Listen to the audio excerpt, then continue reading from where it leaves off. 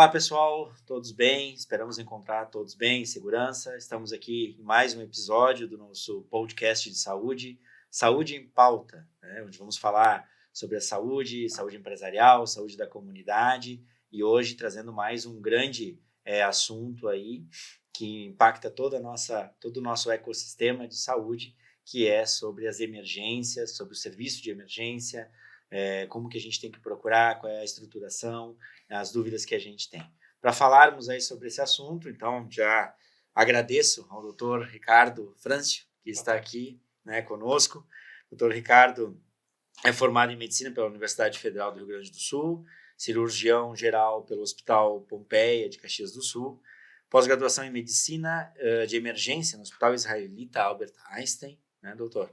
Pós-graduando em Medicina Intensiva pela Associação de Medicina Intensiva Brasileira, é professor da nossa Universidade de Caxias do Sul, professor de Medicina, e está aqui hoje como coordenador médico da emergência do Hospital Pompeia de Caxias do Sul. Muito bem-vindo ao Saúde em Pauta. Obrigado pelo convite. Imagina, é um prazer tê-lo aqui. Nós que estamos vivendo essa grande catástrofe aí, né, doutor?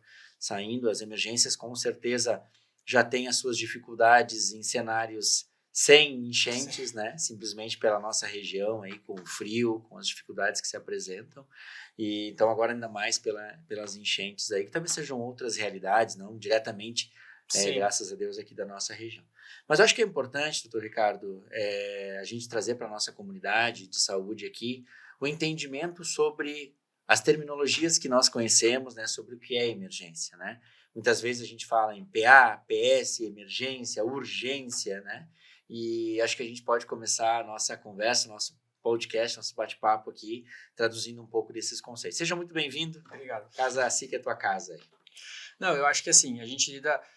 Cada pessoa tem a sua urgência e a sua emergência. A gente estava até conversando antes sobre pediatria, enfim, para uma mãe, uma criança com febre é uma emergência, né? Assim, então, a gente como médicos ou como enfermagem, a gente sabe triar o que, do ponto de vista de gravidade médica, né, o que é uma emergência, o que é uma urgência. Mas para as pessoas, a minha febre, a minha dor, uma gestante, para ela aquilo é a emergência dela. Então, acho que é importante a gente educar a população, porque os nossos serviços eles têm um limite. Hoje, cada vez mais, a gente fala sobre gestão de recursos. Perfeito. Por quê? Hoje a gente tem que saber onde eu vou gastar a minha energia com o que eu preciso e economizar a minha energia onde eu preciso. Se eu gasto como médico ou como setor a minha energia com coisas que não deveriam ser gastas, quando chegar o momento que eu precisar realmente esse empenho, eu não vou ter mais o recurso. Então, as nossas emergências, a emergência é um setor de passagem que a gente fala, um setor aberto. O que isso significa? Ele cicla. Então, na verdade, o ideal seria os pacientes, na dinâmica do SUS, não ficarem estacionados como em muitos lugares ficam. Falta leito na rede básica e eu acho que é um reflexo das nossas emergências cheias a falta da assistência da rede básica. Né? Então, para uma pessoa, por exemplo, que está aguardando uma tomografia, para ela é uma emergência, ela não consegue fazer isso via ambulatório ou via SUS. Então, ela vai buscar esse atendimento. Mas para nós, o que dentro do hospital, de um hospital terciário que a gente fala, que é o Hospital Pompeia, por exemplo, a gente considera uma emergência. Situações ameaçadoras de vida e condições clínicas ou cirúrgicas ou ortopédicas, enfim, que precise de uma investigação com um recurso hospitalar, onde eu tenho que dar o diagnóstico desse paciente ou a conduta em até 4 horas, e que isso mude a evolução clínica do paciente. Perfeito. Então, isso eu acho que é o mais importante, assim. Hoje, quando a gente olha, por exemplo, vamos usar o exemplo aqui do Pompeia, né, com o sistema de saúde, o que vocês identificam assim como maior procura? Porque tem uma fala que se escuta muito no ambiente de saúde, né, doutor Ricardo, que é um grande percentual de pessoas, assim como tu muito bem estava falando, mas eu quero reforçar aqui, procura a emergência, quando eles vão procurar a emergência, é porque eles têm o agravamento de algum sintoma, né? Claro que aqui a gente vai tirar o que é trauma, então, por exemplo, quebrei uma perna, puxei um tornozelo, né? Sofri um acidente. Aí, obviamente, existem serviços de referência onde esses pacientes são deslocados, né? Mas as doenças cotidianas, crônicas, assim, geralmente quando eu tenho um agravamento de um sintoma, eu deixo agravando, até o ponto que eu não consigo mais gerenciar isso, e vou procurar uma emergência onde, de repente, estaria fazendo um outro caminho. Como que é essa essa população que hoje busca o serviço de emergência, de urgência de emergência do Pompeia? Sabe que eu acho assim, eu acho que tem um contexto muito importante do que a gente vive hoje, que é o imediatismo que a gente tem de querer resolver, sabe?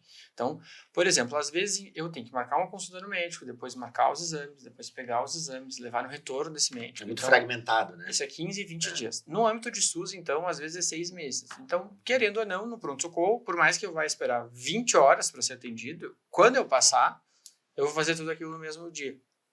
E às vezes eu não consigo ter o especialista. Então, eu vou lá, bato na porta, por mais que eu não seja atendido, se o médico especialista que está ali na porta diz que a minha condição não é para aquele hospital, é como se eu tivesse feito uma consulta, né?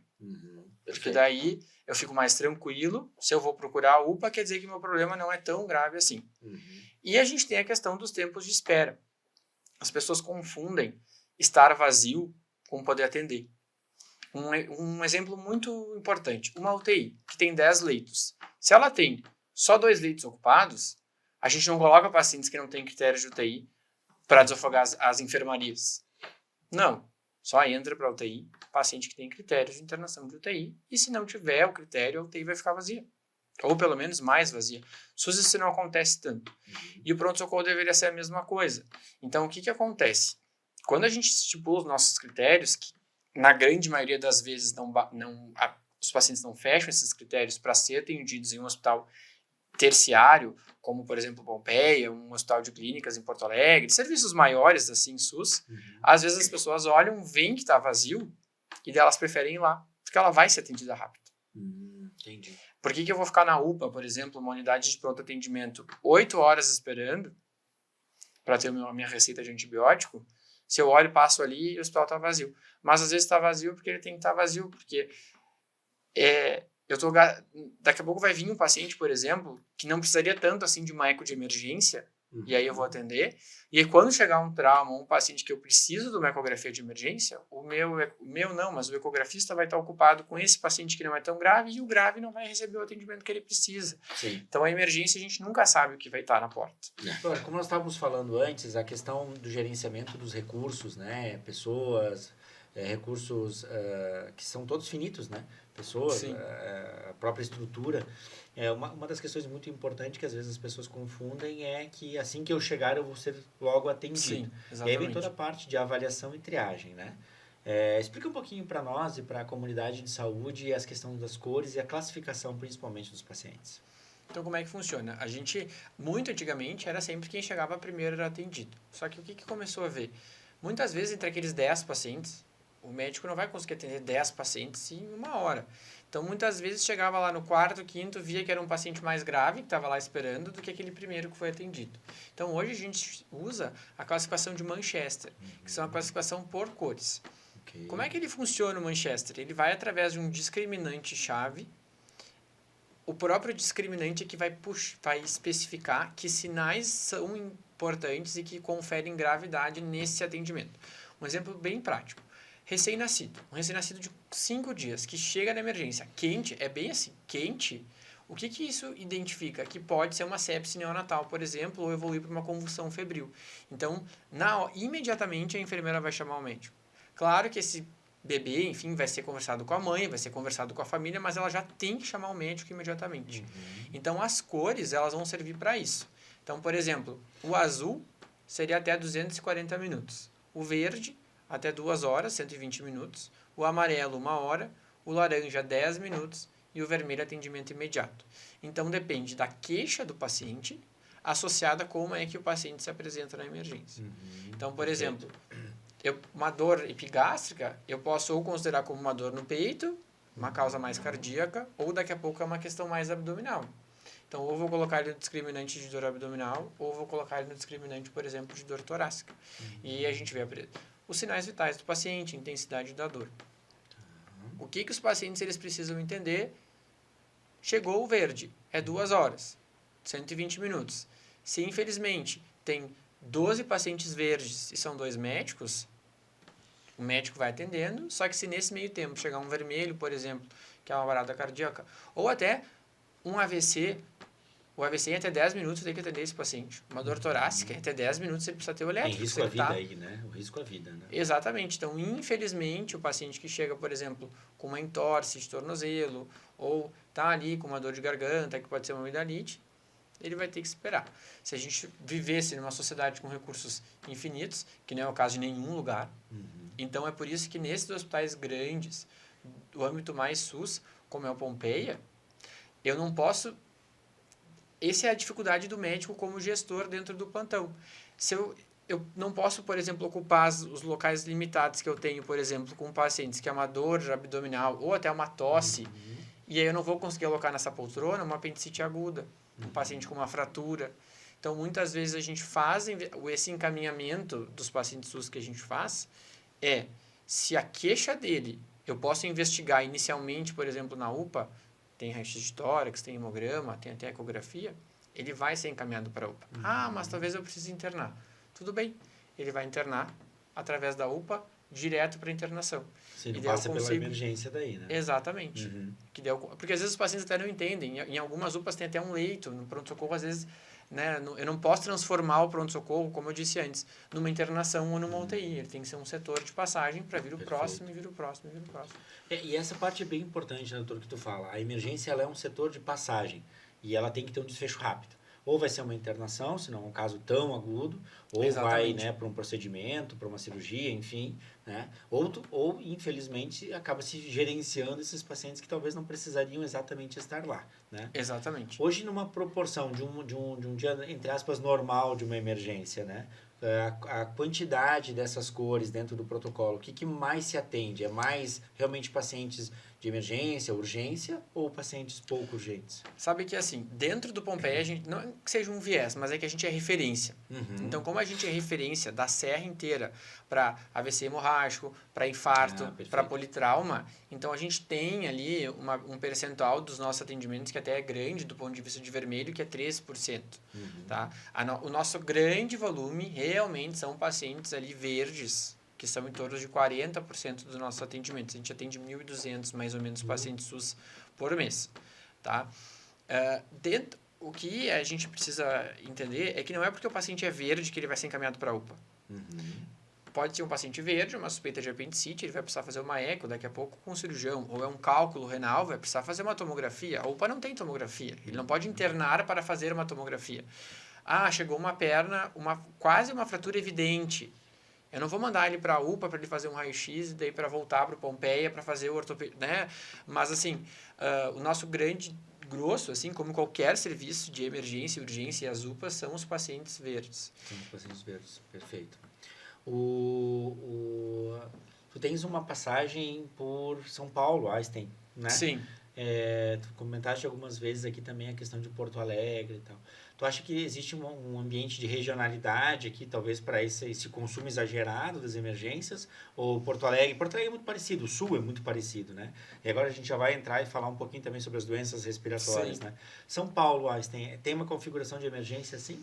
Olha, é que quando a gente fala sobre planos de saúde, prestadores de serviço é um pouco diferente. Porque o paciente do convênio, ele não fica na fila que a gente fala. Então, ele consegue o clínico, ele consegue o cardiologista. Okay. Se ele mais fácil, tem uma suspeita de infarto, ele já vem com o hospital com todos os exames. Um paciente cirúrgico não fica 6 meses na fila esperando para operar uma hérnia, uma vesícula. Então, é muito difícil numa emergência convênio ficar um paciente em regime de UTI ou entubado mais de 4 horas. Sim. Ou mais de 1, 2, 3 pacientes. Sim. Sabe? O Einstein, claro, é um hospital que tem muito recurso privado, né?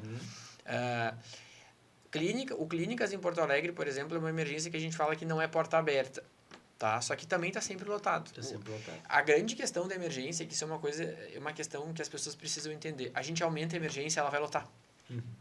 Não, a gente precisa, o restante dos serviços que recebem o hospital, o paciente do pronto-socorro, ele tem que crescer junto, sabe? E o Pompeia é um hospital que, como a gente tem a história do trauma, o nosso hospital ele é rápido. Sabe?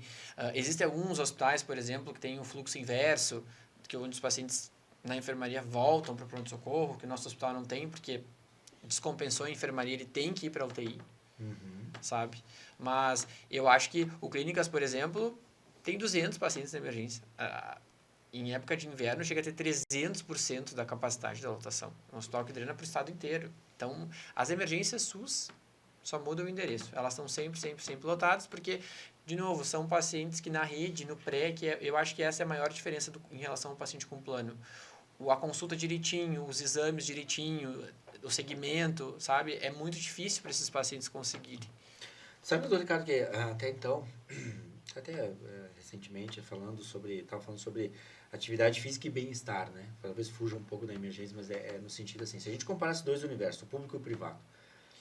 O privado investindo cada vez mais numa medicina preventiva e o público explorando cada vez mais a medicina básica, a medicina, né, das UBSs, né, todos os programas que se desenvolvem, que o governo vem desenvolvendo ao longo dos anos via SUS, aí, com certeza nós teríamos talvez emergências mais focadas em emergência e urgência. Com certeza. Né? Então, esses dois universos, apesar de serem diferentes, porque o público e privado, a gente percebe que muitos pacientes que vão para as emergências, independente dos hospitais, se eles são privados ou públicos, eles acabam chegando com coisas que poderiam ser remediadas, prevenidas. Porque se a gente pega, por exemplo, a casuística da UBS, teoricamente, o médico da UBS ele tem até mais conhecimento sobre esse paciente, porque vem acompanhando ele, vem dando supervisão, né?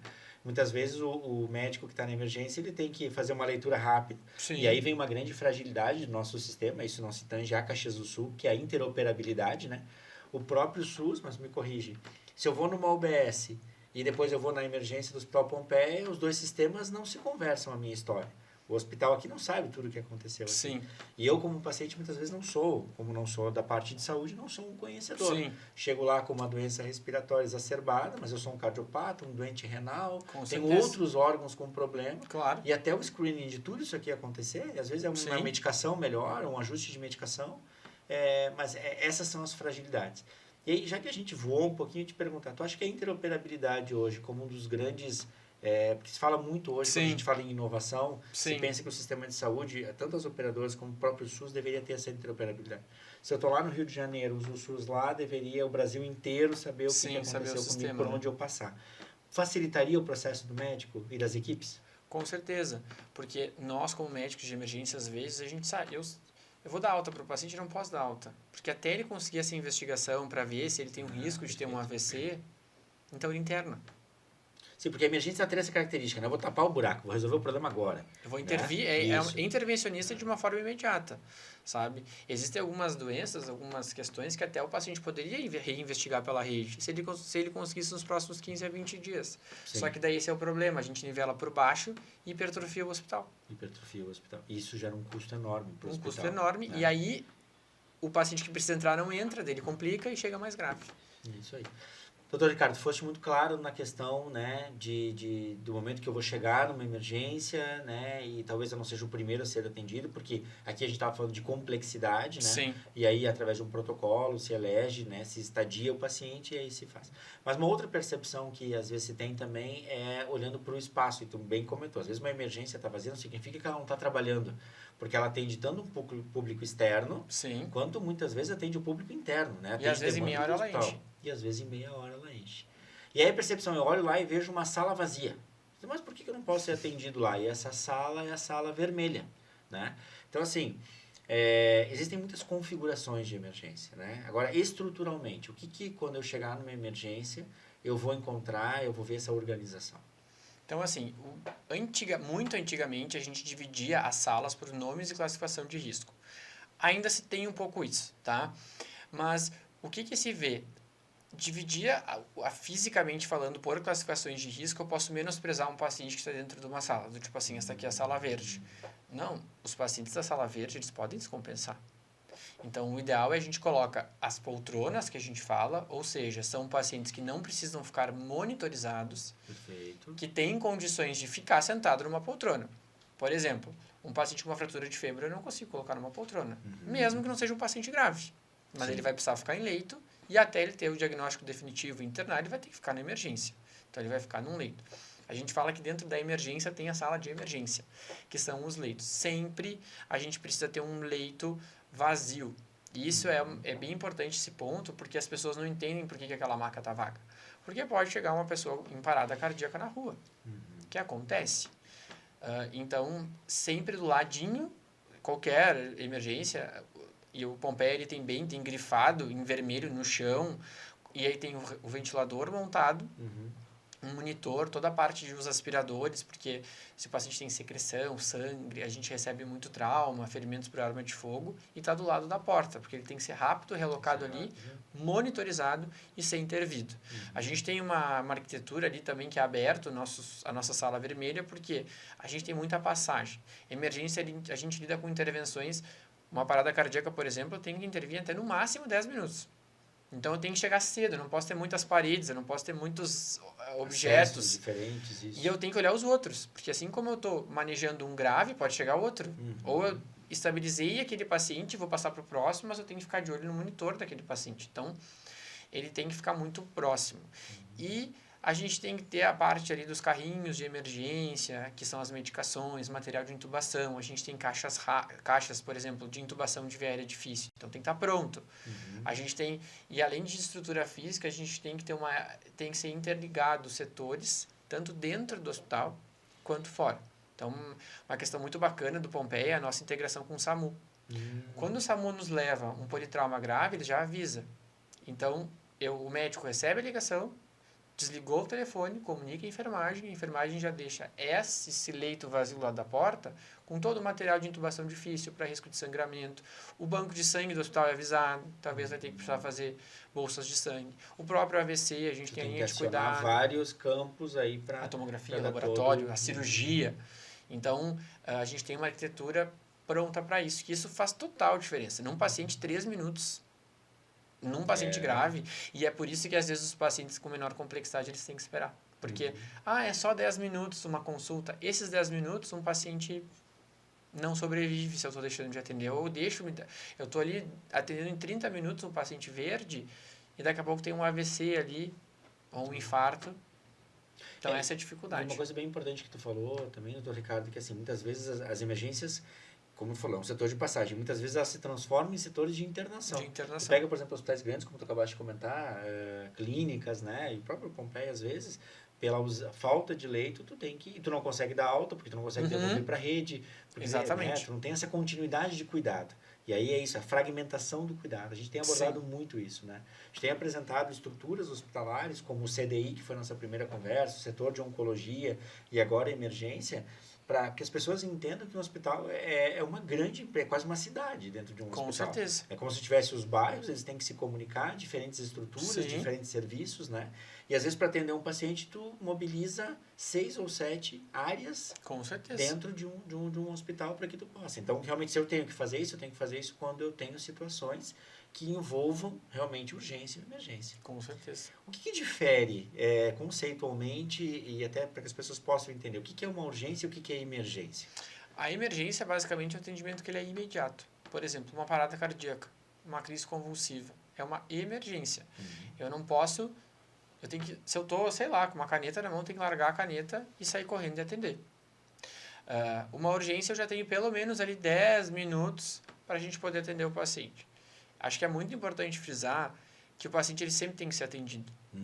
A gente tem a classificação de risco porque a gente lida em situações onde a gente tem uma maior demanda de pacientes do que a capacidade física e técnica para poder atender. E se a gente colocasse no hospital 3 médicos, 4 médicos, 20 leitos na emergência, estaríamos 20 leitos ocupados. Então, é essa a diferenciação. Então, a urgência, digamos assim, é um paciente muito grave, mas que ele consegue ter um tempo que ele espera. Por exemplo, uma dor torácica. Ele tem que chegar, ele tem que fazer o eletro. Não adianta. Eu tenho que monitorizar esse paciente para ver o ritmo, se há um infarto, se não é.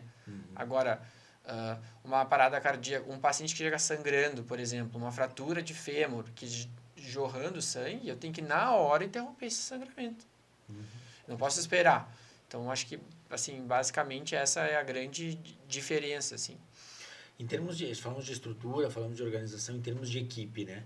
A gente vê o Sul até tem uma configuração um pouco diferente, porque tu tem a figura muito do médico, com certeza, todas as emergências, e do enfermeiro, né? Sim. Em UTIs mais, em emergências mais estruturadas, setores de urgência e emergência, tu vai ter talvez o papel do fisioterapeuta, até da própria nutricionista, Sim, com certeza. até do assistente social, que muitas vezes é importante, né? Mas aí a gente fala talvez em hospitais de mais alta complexidade, e o PE é um deles. Qual que é o papel do enfermeiro? Porque ele tem tanto um papel assistencial, de atuação junto ao médico, né, nos pacientes, mas hoje ele é a pessoa representativa da triagem, certo? Com certeza. Como que é essa conexão? Porque às vezes eu chego lá e digo, eu quero uma consulta com o médico, mas eu passo por esse enfermeiro, que é uma extensão do cuidado, claro, né? Não com é certeza. a referência só do profissional. O profissional vai lá diagnosticar, vai te dar o tratamento, perfeito, mas o papel do enfermeiro é extremamente importante, né? E antigamente não era assim, né, doutor? Na verdade, o que acontece? Há mais tempo, até eu estava na faculdade ainda, foi 2010, mais ou menos, tá? Que se criou a lei do ato médico. Então, muitas questões foram centralizadas dentro a última palavra, digamos assim. Isso por uma questão legal é do médico. De responsabilidade. Então, perfeito. hoje a decisão este paciente vai ficar ou esse paciente vai ter alta é do médico.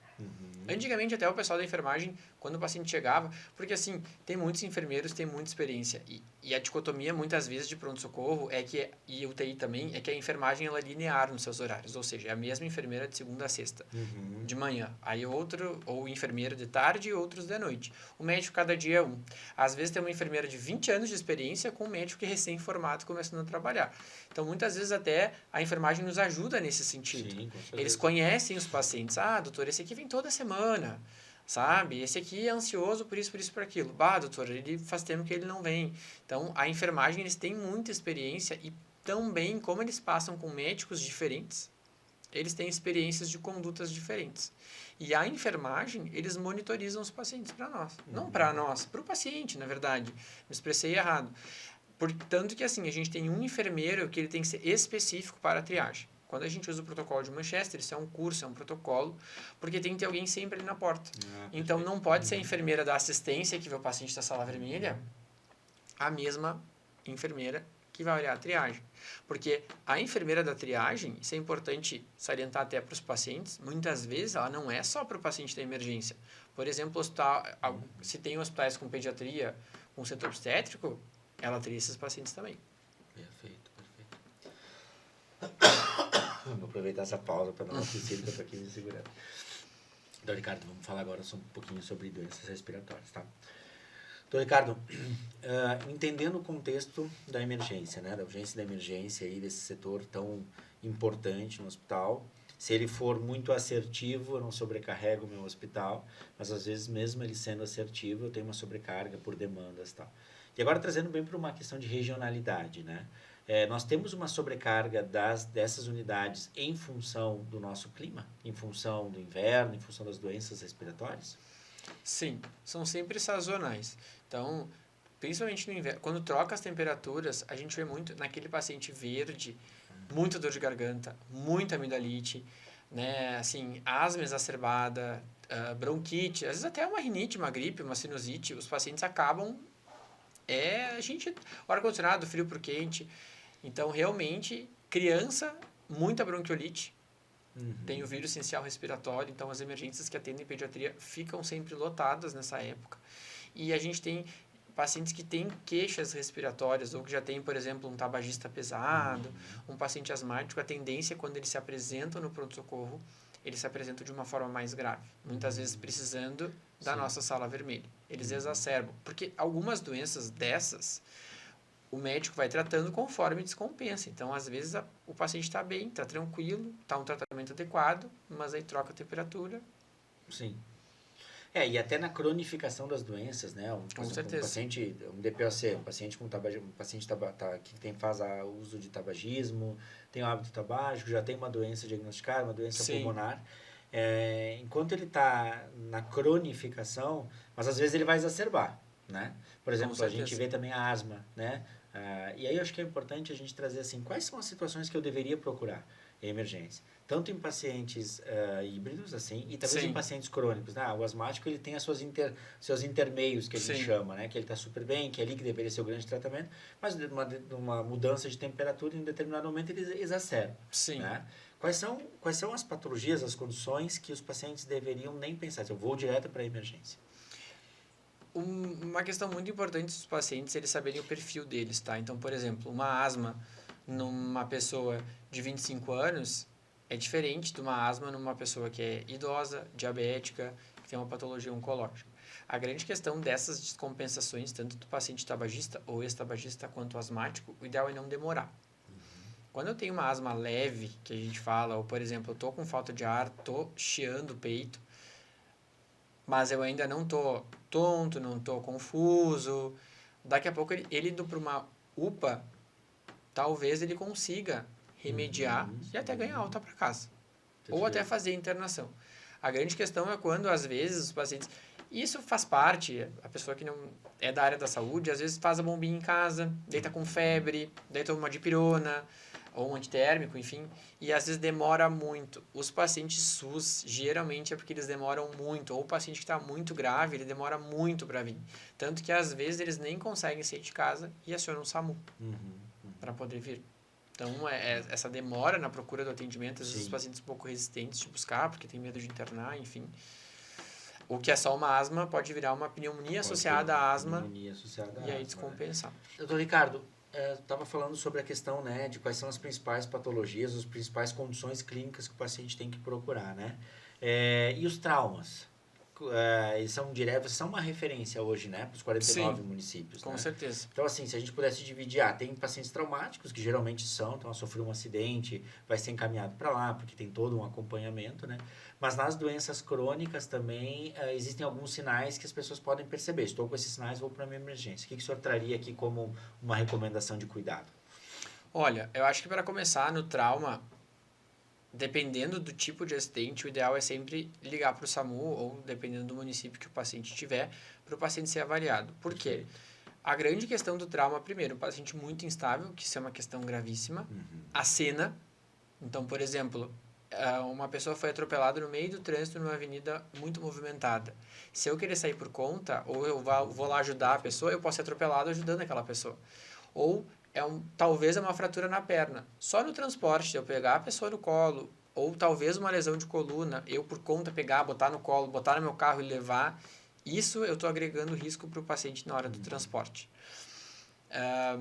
Então, o trauma a gente tem que cuidar muito, e principalmente nessa época do inverno, mais noite, chuva, frio, a gente tem muitos acidentes de trânsito, que isso é bem preocupante, tá? E os acidentes, os traumas que a gente recebe, geralmente são em picos em horários de transporte, onde as pessoas estão indo para o trabalho ou chegando do trabalho. Então, por volta ali das 8, 7 horas da manhã e final da tarde, 6 a 8 horas. Desculpa. Não, pode continuar. E dos pacientes crônicos, o que a gente enfrenta muito, assim, que a gente recebe dos pacientes... De novo ali, a partir dos pacientes crônicos. Beleza. Vai. Em relação aos pacientes crônicos, o que a gente vê muito, e que muita gente não faz, é usar os remédios. Então, mas assim, são pacientes que a gente fala que são polifarmácia, eles têm muitos comprimidos. A gente, infelizmente, lida com populações com algumas pessoas que são semi-analfabetos, né? Ou o idoso fica mais sozinho, ele não quer, o idoso, a gente brinca, o idoso rebelde, ele não quer tomar os remédios, ou ele acha que se cuida sozinho. Então, muitas das complicações desses doentes crônicos e as buscas deles da emergência são por má aderência medicamentosa e por justamente tinha que voltar no cardiologista, faz 6 meses que não vai, toma o mesmo remédio e nunca ajustou, ou usa um diurético e aí vai muito no banheiro, se incomoda e não toma. Então, esses pacientes crônicos, o ideal, se eles conseguem, que a gente sabe que isso é difícil em ambiente SUS, manter um acompanhamento mais adequado, evita, porque quando ele realmente não estiver bem, ele vai precisar daqui a pouco procurar uma emergência, um setor de urgência, pelo menos. Doutor Ricardo, vamos trazer o que estamos vivendo, né, a questão das enchentes agora. Quais são os pacientes que deveriam procurar a urgência, ou ser encaminhados à urgência, né? Tu trouxeste muito bem assim a questão do trauma ali do primeiro atendimento é o SAMU, né? É quem tem até condições até de proteger Com a certeza. pessoa ali naquele momento, né? Mas a gente está passando por um grande trauma, de certa maneira, que é a enchente, né? Não talvez diretamente na nossa região, mas a gente vê muito aí pelo estado. Mas enfim, eu vou lá ajudar o final de semana numa área que sofreu, ainda tem uma enchente, ainda tem muita água, e aí lá o que pode acontecer, e se acontecer, eu posso me machucar, posso passar por um ferro, posso, né, com bota mesmo assim, não estou com os EPIs adequados, ou posso ser mordido por algum bicho, enfim, Sim. peçonhento e tal. O que eu deveria pensar assim, quando que eu procuro uma emergência agora, trazendo o cenário de enchente? Eu acho assim, a primeira coisa que a gente tem que fazer porque a gente vê muitos voluntários, eu já participei também, é muito bonito que o Rio Grande do Sul quer ajudar, só que às vezes a pessoa que quer ajudar demais, às vezes ela não se cuida. Acho que o que você falou dos EPIs é fundamental. Perfeito. Então, eu não boto um óculos de proteção, até feridas abertas. Então, por exemplo, um idoso com diabetes que quer lá ajudar, se tem um pé com uma ferida, entra uma água suja, ele pode fazer... E nem estou falando em leptospirose, ele pode fazer uma infecção de pele, né? Então tem que se proteger e a gente tem que cuidar com doenças mais infecto-contagiosas. Então dengue, leptospirose, né? Gastroenterite, essas águas contaminadas, eu acho que isso é bem importante. Então, se você teve contato com essas, ou se tem alguma, por exemplo, uma zoonose que a gente fala, alguma doença mais endêmica daquela região, acho que é importante a pessoa saber disso antes de ir para aquela região, tá? Própria que a gente falou da asma, então o paciente asmático é poeira, é fuligem, é terra, tá? Mas eu acho que se tiver em contato com água suja, aquelas cenas assim que as pessoas ficam com água até o joelho, contato com tomar essa água, então se eu tenho exposição, isso é bem importante. Ajudar sempre é muito bom, o voluntariado levanta o nosso estado. Com certeza. Mas cuidar com os heroísmos, né? Porque assim, a gente tem que ajudar de forma organizada. A gente até teve agora, essa semana, os casos de leptospirose, né? Alguns casos já aparecendo com leptospirose. Então, assim, tá bem legal, assim, acho que as unidades todas, elas se organizaram, cada hospital, seu hospital tem um centro de infecção hospitalar, então a gente tem todos os protocolos, os plantonistas recebem as cartilhas com as orientações para a busca desse paciente da emergência, né? A gente já veio muito com a dengue e agora também com a questão aí da leptospirose. Eu acho que a gente tem que cuidar, claro, tem que cuidar com as histerias, né? Não é agora achar que todo mundo amanhã levantar e achar que está com leptospirose, mas eu acho que se a gente tem contato, por exemplo, quem nunca participou de uma enchente, quem não se mexeu, é muito difícil. Então, é essa exposição de risco. Perfeito. Doutor, hoje quanto tempo tu está atuando como coordenador no Pompeia? Eu comecei em abril. Em abril, já tenho uma boa experiência aí. E esses são os dados de atendimento, né? Hoje o Pompeia, hoje não, né? Mas sempre foi uma grande referência, como tu bem comentaste, sobre trauma, né? Sim. E ele é uma das maiores emergências de porta aberta da nossa região aqui, atendendo todo mundo. Essas são as médias de atendimento do ano passado, né? Apresenta um pouco para nós, doutor Ricardo. Porque em cima disso tem toda uma gestão de equipe aqui, né? Com certeza. Assim, eu estou na gestão desde abril, mas eu estou no Pompeia desde 2016. Então, a gente acompanha bastante o crescimento da instituição. E emergência sempre é cheio. Esses dados ali são do pronto atendimento dos convênios, que a gente tem uma carga alta de atendimentos, porque é aquilo que a gente estava falando antes. O paciente ele precisa ter acesso de alguma forma. Então, eu estou com uma amidalite, uma dor de garganta. Eu não vou conseguir marcar um clínico para daqui a uma semana. Então, eu tenho que ir lá, eu tenho que consultar. Estou com uma gripe horrorosa, estou com muita dor. Então, os pacientes têm que ter um local para eles poderem fazer esse tipo de medicação. E nos convênios é um pouco mais fácil da gente conseguir triar e receber esses pacientes, diferente do SUS. Então, a gente tem ali, se a gente for olhar uma média de 106 atendimentos por dia, é uma média alta. O nosso grande grosso é os pacientes verde. E até ainda bem, eu acho que se fossem 50% vermelhos, alguma coisa... Sim, com certeza, né? Teríamos um problema. E é interessante esse dado ali em relação ao convênio, que geralmente é 1%, um pouco menos dos pacientes que são vermelhos. Por quê? Porque alguns pacientes a gente consegue um fluxo direto para a UTI, por exemplo. Então, o SUS tem essa questão, né? Operou... E aí é uma cirurgia mais grave, não tem a UTI. O convênio geralmente não. É muito difícil não ter um UTI disponível para um paciente convênio. E eles também ficam menos represados. Então, por isso que acaba da gente ter menos pacientes graves do convênio também. E esses aí são os nossos atendimentos SUS. Uma questão interessante dessas médias que a gente tem que cuidar é que são dias e dias. Segunda-feira, por exemplo, é um dia... Às vezes, esses tempos aí, esses dias no PA Convênios abriram 80 atendimentos no horário diurno. Então, isso é muita gente. Então, assim, as pessoas... É um congestionamento para uma equipe, né? É um E congestionamento. tu não tem como dimensionar, né? Tu tem que... Não adianta também tu colocar lá um monte de profissionais e ter pouca demanda. Com certeza. É sempre um equilíbrio, né? Aqui a gente tem falado muito sobre sustentabilidade, né? Sobre essa parte. Tem que ter uma governança, porque senão daqui a pouco tu coloca lá uma estrutura inchada, custosa, para uma complexidade baixa. Ou ao contrário, coloca poucos profissionais. Sim. E aí tu tem situações como essa. Então, eu sempre digo que quem faz a gestão de uma emergência, olha, pode fazer gestão de qualquer empresa do mundo, assim, porque sempre está no equilíbrio com pessoas, com recursos, né? Tu não sabe, a demanda é muito inconstante ali. Com certeza. Mas é um comportamento diferente um pouco do SUS, né? Com certeza.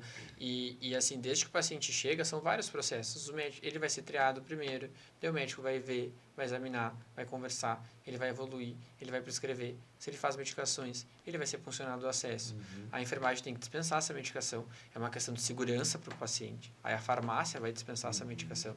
Então, são processos. E hoje, os pacientes às vezes ficam um pouco mais angustiados, porque a gente está com dor, está com náusea, enfim, mas esses processos eles precisam acontecer por segurança do próprio paciente. Claro. Então, isso às vezes também atrasa, não é que atrasa, mas demora um pouquinho mais do que se simplesmente eu só atendesse rapidinho, pedia, faz a medicação e ele é liberado. Hoje o Pompeia, na emergência, conta com quantos profissionais? Você faz uma gestão de quantos lá, doutor Ricardo? Assim, hoje em dia a gente tem cada vez mais as gestões, elas são, digamos assim, cada um tem o seu braço, né? Então, tem a gestão da enfermagem, eu faço a parte da gestão médica. Perfeito. Isso até é muito bom, porque cada um tem a sua especialização e a sua área de atuação. Tem a gestão do hospital da fisioterapia, tem a nutrição. E eu acho que nós temos a equipe multidisciplinar, que eu acho que isso é fundamental. Agora, o Pompeia, a gente tem um diferencial que o hospital foi atrás, que é o hospitalista. Sim. Então, antigamente, os pacientes que ficavam em regime de UTI do SUS ficavam sempre aos cuidados do plantonista da emergência. Então, por exemplo, um paciente que fica ali um dia, as prescrições, as reavaliações, então, às vezes, chega um paciente mais grave e agora o hospitalista faz isso, que isso é excelente. Então, eu tiro essa carga, então, que a gente está falando de gestão, de gasto energético do plantonista do pronto-socorro, e a gente tem a fisioterapia, a gente tem a nutrição, tem a parte da enfermagem, o hospitalista, e a gente tem as residências médicas. Perfeito, então, perfeito. através da equipe multidisciplinar, cada vez mais a gente se tenta decisões que são intra e interdisciplinares. Para ser o melhor pelo paciente. Cada um que tem a sua experiência em alguma questão traz isso para o paciente, principalmente a gente que tem um hospital de residência médica e a questão dos alunos e estudantes de medicina. Então, uma coisa importante também, assim, de informe de comunidade, né, doutor Ricardo, o hospital, a gente tem que ter a dimensão que o hospital, ele é um ambiente que tem um nível de segurança enorme, né, porque ali tu tem bactérias, tu tem, vamos chamar de bicho aqui para a comunidade entender, que não está no dia a dia das pessoas. Então, o hospital não é um lugar para ficar, não é um bom lugar para ficar. E existem riscos de estar dentro de um hospital. Com certeza. Se eu tiver imunodeprimido, se eu tiver com a minha imunidade baixa, eu estou exposto a um ambiente onde eu posso me contaminar, eu posso desenvolver doenças que até não seriam da minha forma, mas daqui a um pouco aqui eu estou exacerbando. Então, assim, eu vou levar um familiar ou eu vou para uma emergência, ou vou vou levar um familiar na emergência. Existem regras para isso. Não pode a família inteira querer levar uma pessoa para a emergência e esse tumulto também.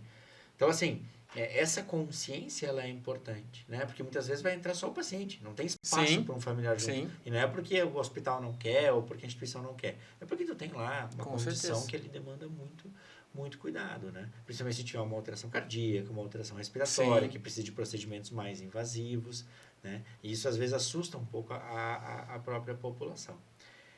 Muito bem, então, doutor Ricardo, por favor, deixe as suas considerações, né? Deixa aqui, eu acho que a emergência, assim como a gente vem nesse caminho aqui falando de novo, de áreas que são importantes de exames, né? Áreas de ambulatórios específicos, como a própria oncologia, né? A gente tem a emergência hoje como o nosso principal assunto do podcast, e no sentido muito de conscientização. Quando que eu devo ir para essa emergência? Quando que eu devo consumir esse serviço? porque talvez seja isso. Em outras situações, seja no privado, no público, eu vou ter um melhor atendimento, porque o meu caso não é tão grave. Sim. Mas, né, eu tenho que saber também, tenho que me conhecer. Fala um pouquinho para nós, para terminar aqui a nossa conversa, da emergência específica do Pompeia, né, o que é o teu aprendizado, o que é a tua rotina, o que é a tua vida. Porque dentro da emergência também existe uma parte muito legal, que é toda a humanização do processo do cuidado. Né? Fala um pouquinho para nós aí, deixa a tua mensagem. Eu acho assim, o que a gente sempre foca é que o plantonista que está na emergência é a porta. Então, a gente fala que o paciente mais precisa é quem o primeiro bota a mão no paciente. Então, não adianta ter UTI, ter um cirurgião do meu lado, ou ter uma super hemodinâmica se eu não me dou conta que o paciente tem um infarto. Não adianta. Então, eu acho que isso é o fundamental. E para a gente poder fazer isso, eu não posso ter a emergência extremamente hipertrofiada e lotada. Mas, ao mesmo tempo, o que eu acho que eu deixaria para as pessoas, que é o que a gente nota muito, é ter confiança no que a gente fala. Porque se o paciente está sendo encaminhado, a gente não pode ser certeiro, mas isso cada vez mais a gente tem que fazer, a gente tem que ir lá, a gente tem que conversar com o paciente. Se eu vou encaminhar o paciente, ele não tem que ficar esperando o verde dele das 4 horas. Mas se o médico vai lá, ou o estudante de medicina vai lá, e está dizendo para ele que ele vai ser encaminhado, infelizmente, ele vai ter que entender. E essa é a grande dificuldade. Acho que o paciente buscar, ele não sabe. A gente está tentando reforçar e educar a população. Mas eles têm que ter ciência de que se ele não fechar uma classificação de risco, principalmente falando de SUS, ele vai ter que ser encaminhado. Vai ter que ser encaminhado. E, infelizmente, o paciente convênio, às vezes, como a gente conversou ali agora, é uma demanda muito alta. Então, muitas vezes eles também têm que entender que ele não vai ser atendido em 30 minutos. A gente entende para quem está com dor, para quem está com febre, 30 minutos parece que é 2 horas. Mas ainda pelas limitações do serviço, até para ficar agradável para todo mundo, né? Para as equipes. Sim, sim. E aí o paciente vai ser mais bem atendido. Perfeito. Então, você perguntou da minha vivência do Pompeia. Eu acho que, para terminar, assim, a nossa emergência e o hospital como um todo são pessoas que gostam de estar lá. A enfermagem, a nossa enfermagem ela é rápida, porque a gente é uma emergência que é para trauma e tem que ser rápido.